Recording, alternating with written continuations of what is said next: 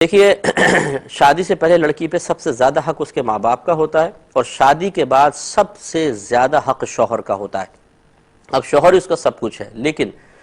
وہ حقوق کم از کم والدین کے اب بھی باقی رہیں گے کہ ان کی جائز اطاعت، بشرطے کہ ان کا حکم اور شوہر کا حکم ٹکرائے نہیں۔ اگر ٹکرائے گا، مثلا ماں باپ نے کہا بھی شادی میں چلنا ہے فلاں بیٹی، وہ رشتہ داروں کی شادی ہے، شوہر کہتا ہے میں اجازت نہیں دیتا ہوں، تو شوہر کی مانی جائے گی، اب ماں باپ کی نہیں۔ لیکن جو دائرہ شریعت میں رہ کے ماں باپ حکم دیں اور شوہر بھی اس سے راضی ہو تو ان کی اطاعت کی جائے گی۔ اسی طرح کوئی ایسا کام نہیں کیا جائے گا جس سے ماں باپ کی دل آزاری ہو، ان کا دل دکھے، یہ تو حق باقی ہے۔ اسی طریقے سے اگر ماں باپ محتاج ہیں، تنگ دست ہیں،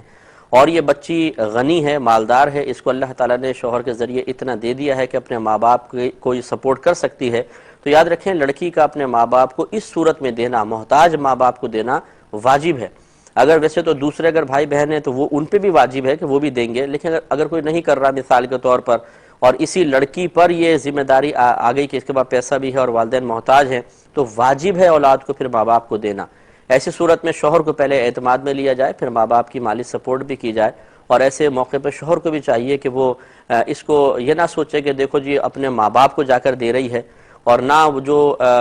ساس وغیرہ ہے یہ نندیں یہ اس چیز کو معیوب سمجھیں کہ دیکھو جی ہمارے بھائی کا پیسہ اپنے گھر میں جا کر دے رہی ہے۔ وہ بھی تو ایک انسان ہے، وہ بھی رشتہ دار ہے، اور رشتہ دار پہ خرچ کرنے کو بہت زیادہ افضلیت دی گئی ہے، صرف اس وجہ سے کہ وہ بہو کے رشتہ دار ہیں انہیں کیوں دیا جائے۔ اگر وہی پیسہ آپ کو ملتا تو آپ کہتے ہیں جی بہت اچھی بات ہے۔ یہ تنگ نظریاں ختم ہونی چاہیے۔ تو بہرحال بچی پر یہ حق ضرور والدین کا ہوگا